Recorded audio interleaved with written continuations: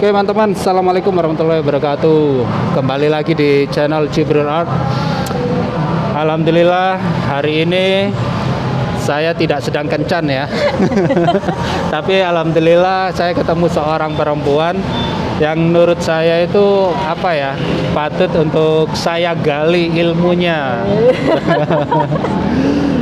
Dan seperti yang teman-teman lihat, nggak tahu apa ini cuma, tapi insya Allah enggak lah. Memang beneran Mbakku ini dari dulu saya kenal pakai cadar, Pak ya.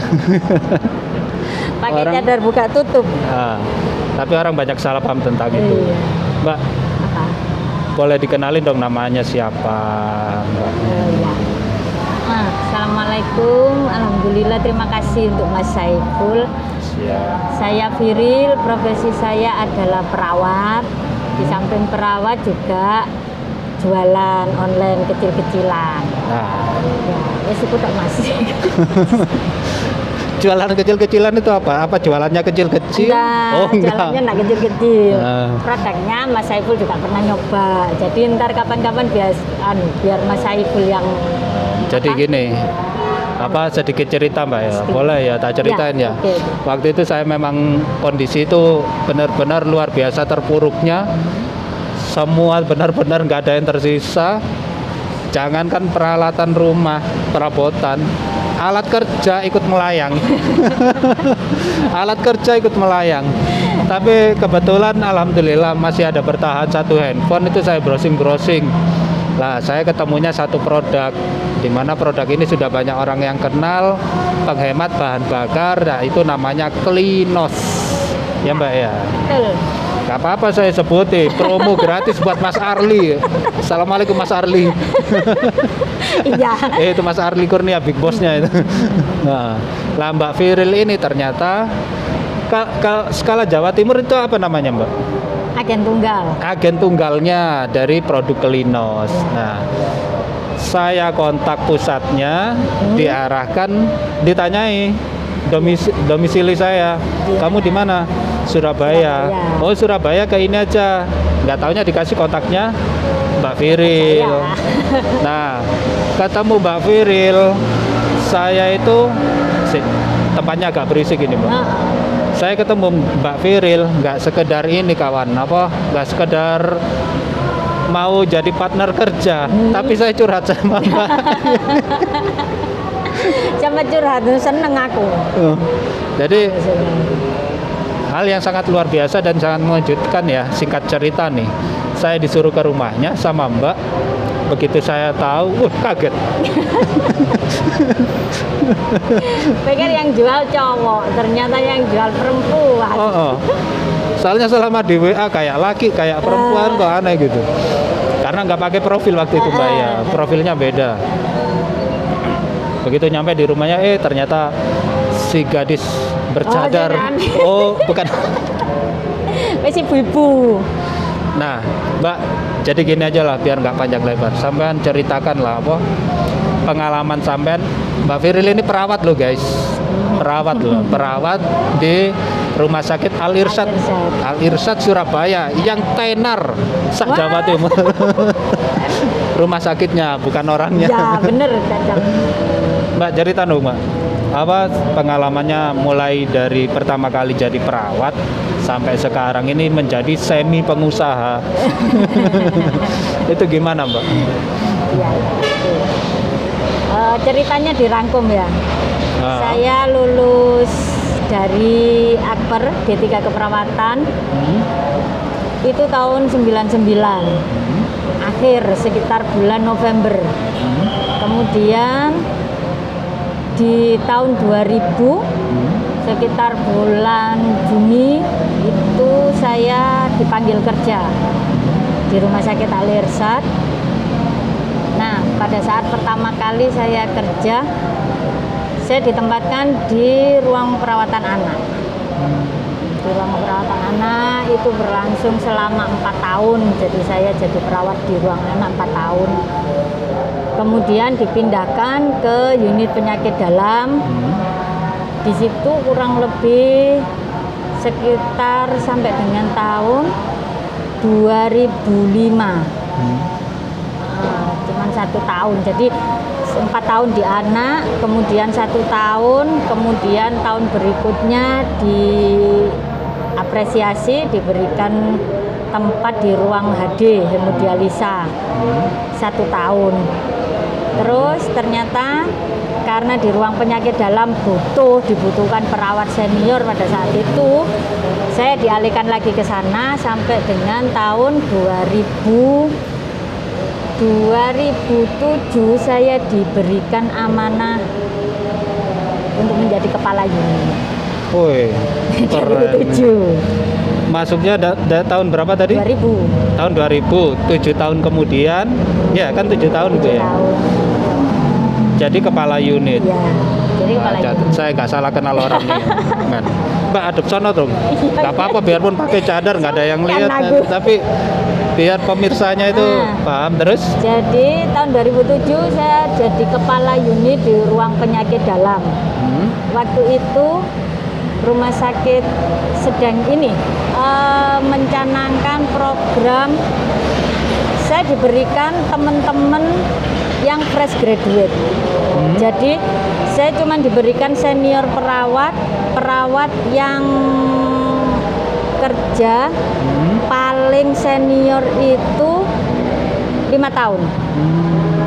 Kemudian jadi 1 orang, 5 tahun 1 orang, 3 tahun 1 orang, 1 tahun 1 orang, yang lainnya itu fresh graduate. Rumah sakit punya program, ini gimana caranya mencetak perawat-perawat yang fresh graduate ini, tapi bisa gitu loh.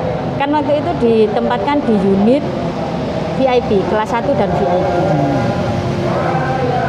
Singkat cerita, sudah alhamdulillah sampai dengan tahun 2011.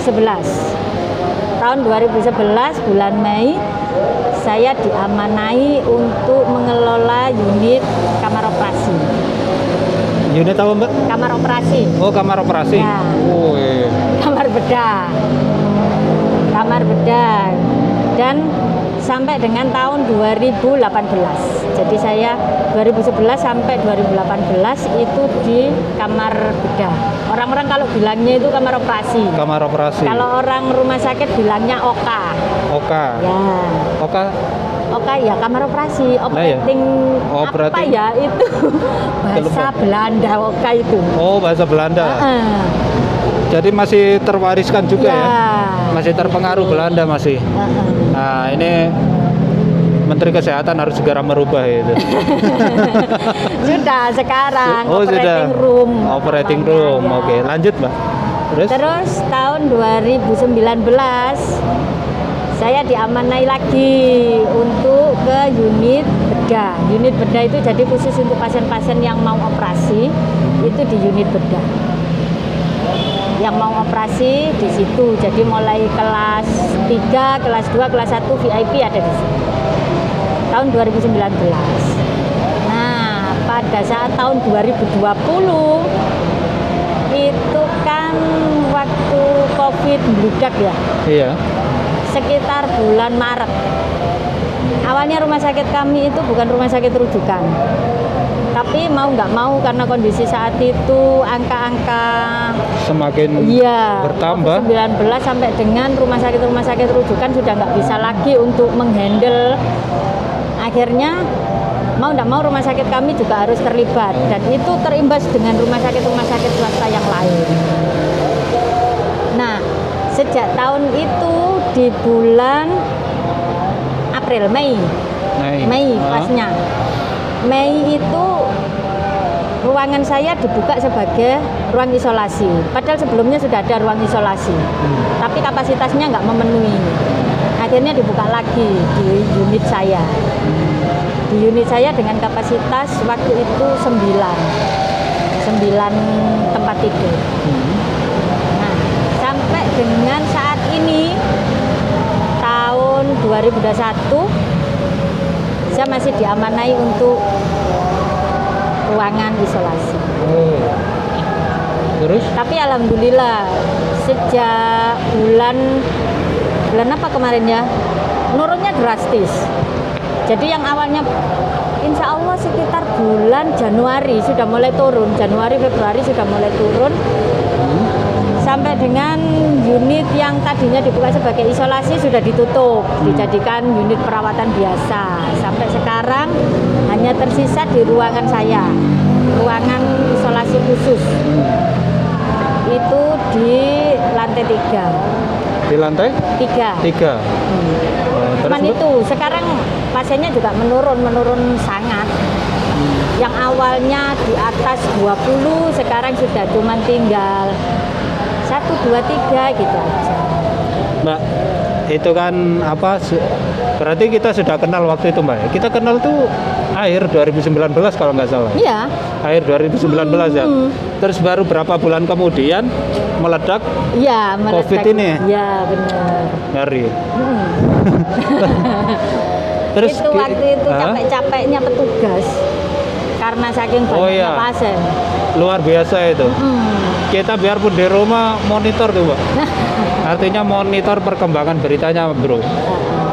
Terus perasaannya selama menangani COVID itu gimana, Mbak? Kalau kami ya, Mas, jadi saya bicara atas nama teman-teman perawat isolasi. Prihatin. Prihatinnya kenapa?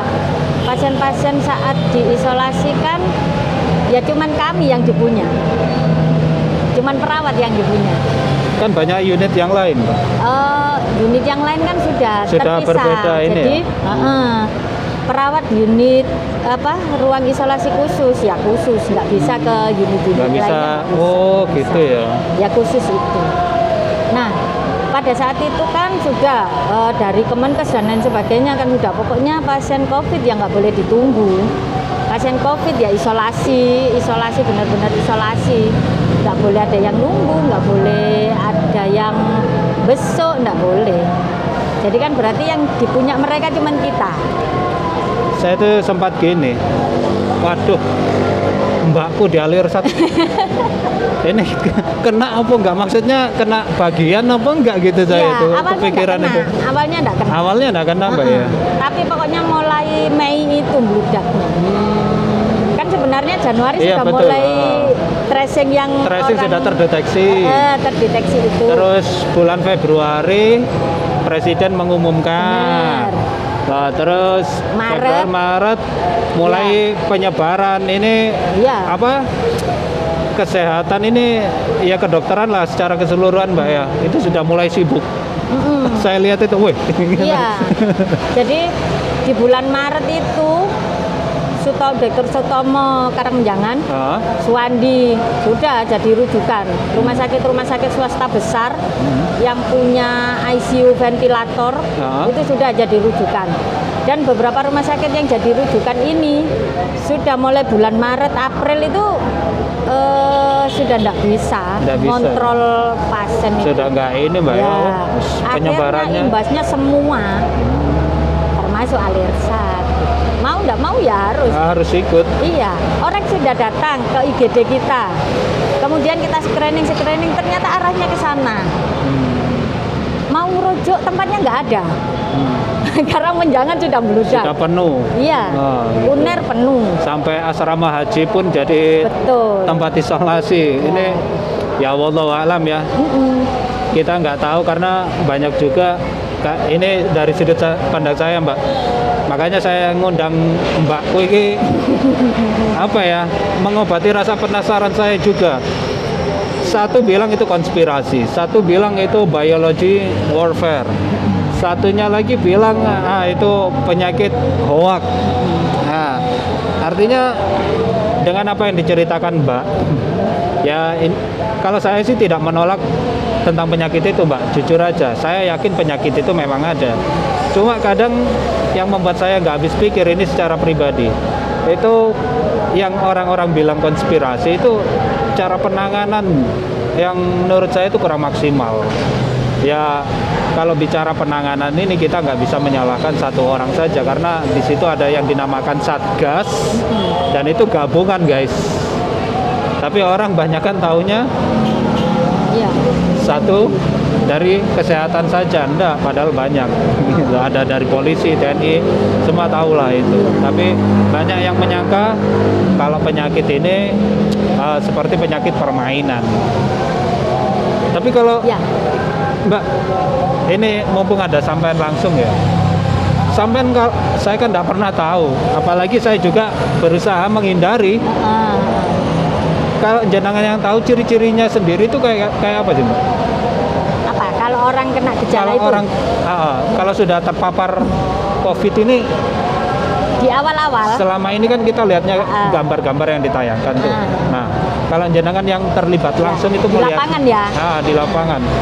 Kalau di lapangan selama ini pasien-pasien yang datang di awal pandemi, keluhannya itu sama. Mesti batuk, sesek, itu selalu.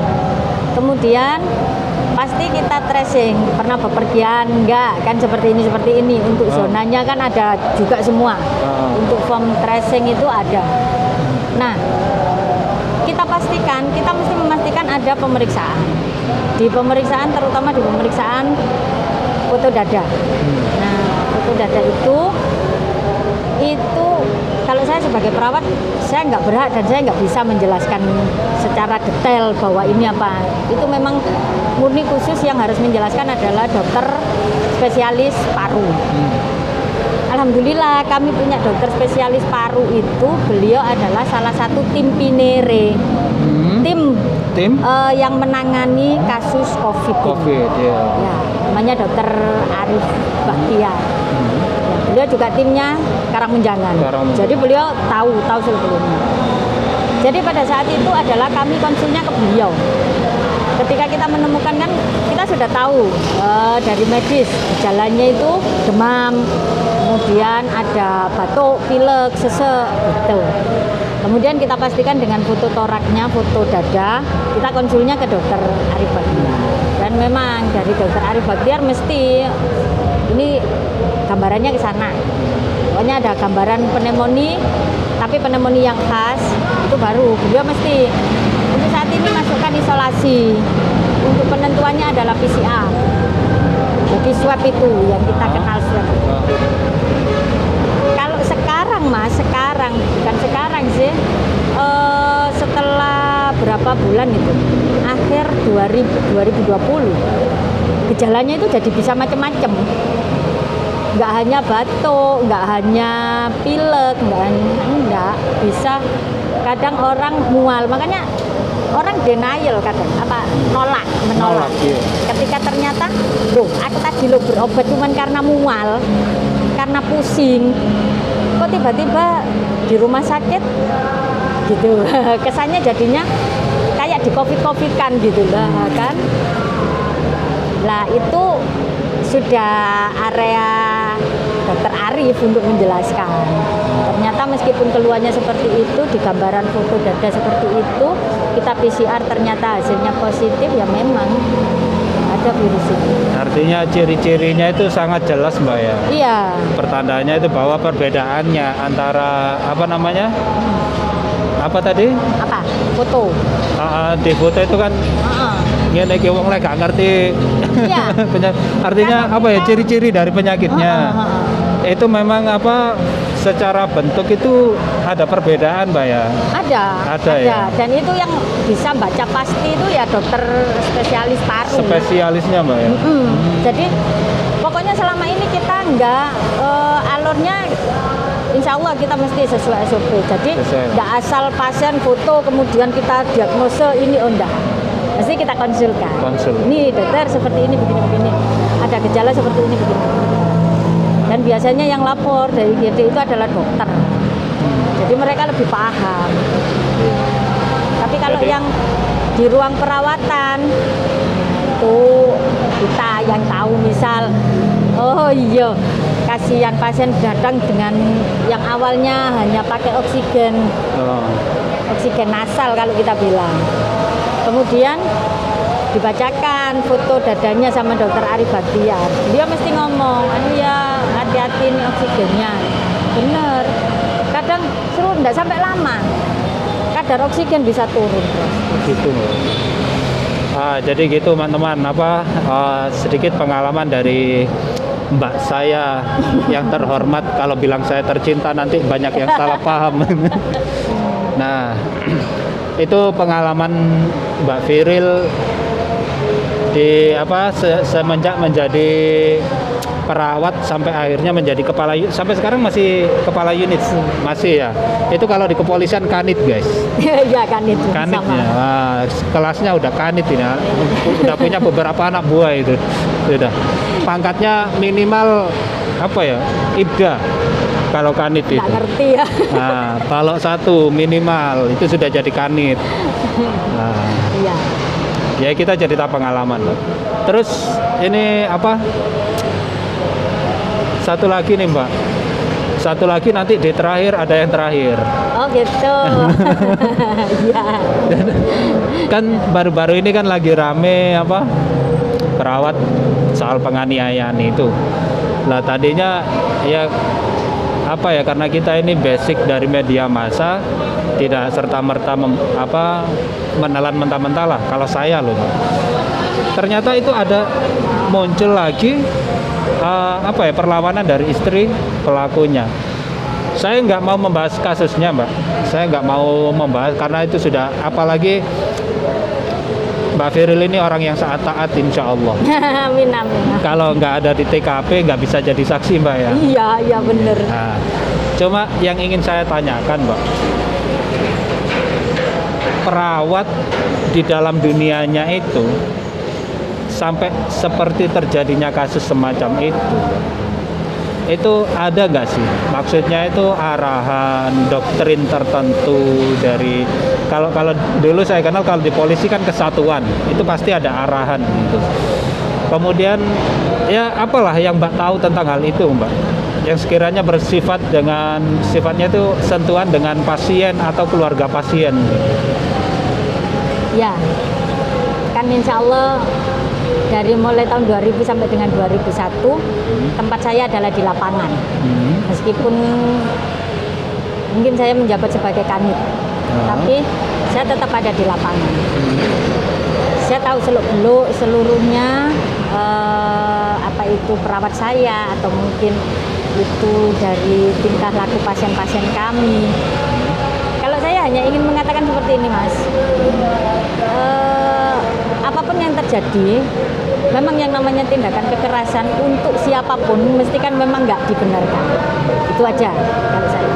Dan kalau misalkan saya boleh, saya bisa, pengen saya mengatakan pada teman-teman saya yang seprofesi, perawat seluruh Indonesia, saya pengen. Jadi apa yang terjadi sekarang itu seperti viral-viralnya entok dan lain sebagainya itu ya. Menurut saya sudah nggak perlu kita panas, nggak perlu kita terprovokasi, nggak perlu kita ikut jengkel gitu. Ya biarkan mereka dengan penilaiannya mereka. Selama kita sebagai perawat, satu aja saya selalu menekankan pada teman-teman saya, tapi itu nanti kembali ke personal masing-masing. Selama saya jadi perawat, jujur saya lakukan. Saya ingat pesan guru saya, hati akan berbicara 500 kali lebih cepat daripada apa yang kita katakan. Jadi ketika kita melakukan tindakan kita sebagai perawat, letakkan hatinya di situ. Letakkan hati pada setiap tingkah laku dan tindakan. Andaikan kita sudah melakukan seperti itu, ternyata yang kita dapatkan nggak baik, ya sudah, mungkin memang Allah ingin seperti itu. Karena gini Mas, kalau mereka mengatakan kan, ya karena perawatnya judes-judes, atau mungkin mayoritas, kalau saya ya wes terserah aja ngomong. Karena kalau pengalaman saya di lapangan, kita ngomong baik pun, kita berlaku baik pun, itu tadi, jangan berharap terima kasih dari pasien, ada kembaliannya. Jangan berharap pujian dari pasien maupun dari pimpinan. Jangan, sudah lakukan aja semampu yang kamu bisa, sebisa yang kamu mampu, terbaik yang kamu berikan. Itu kalau saya. Yang saya tekankan pada teman-teman junior saya itu seperti itu. Karena apa? Meskipun andekan sekarang saya bisa ngomong, kita berikan fakta bahwa perawat itu ada yang baik pun, apakah orang akan serta-merta ngomong, oh ya perawat baik? Enggak. Bisa jadi kan mereka mengatakan, ya wes tugasnya, kan gitu. Bisa jadi ya. Iya. Betul. Jadi sudah masih banyak pasien-pasien kami yang menyertakan kami dalam doa-doa mereka. Dan itu kami rasakan. Ketika mereka pulang seneng, suster sehat-sehat ya, baik-baik, oke siap. Padahal kita ngomongnya biasa-biasa aja. Gitu. Kalau saya sih Mbak melihatnya gitu itu secara psikologis ya sebenarnya. Meskipun saya bukan ahli psikologis, tapi kan biasanya kayak gitu itu kan terlihat dari sikap dan gelagat. Nah, sikap dan gelagat itu sendiri ya kita dengan yang bersangkutan saja yang bisa merasakan interaksinya itu seperti apa. Ya apa ya? Kalau kejadian seperti kemarin itu kan situasional sebenarnya. Kita nggak bisa terlalu menyalahkan juga, siapa tahu itu si perawatnya itu terlalu capek atau apa, mungkin terlalu banyak pekerjaan yang numpuk. Kan bisa saja kan orang bisa jadi stres gara-gara seperti itu. Tapi di sisi lain ya bisa jadi juga si pasiennya ini memang orangnya nggak sabaran. Nah kan kita mana tahu, nanti yang menentukan itu kan pengadilan itu. Betul. Karena ranahnya sudah masuk ke dunia hukum sudah gitu. Sebenarnya ada satu lagi nih Mbak yang pengen saya tanyakan, tapi waktunya sudah mendekati maghrib, udah mau waktunya buka puasa. Mbakku nanti kalau terlalu banyak pertanyaan jadi kayak orang diinterogasi. Jadi untuk sementara gitu aja dulu, kawan YouTube Indonesia, terima kasih udah stay tune di channel Jibril Art. Sampai jumpa di edisi berikutnya. Salam Jibril Art. Assalamualaikum warahmatullahi wabarakatuh. Waalaikumsalam. Terima kasih Mbakku. Sama-sama.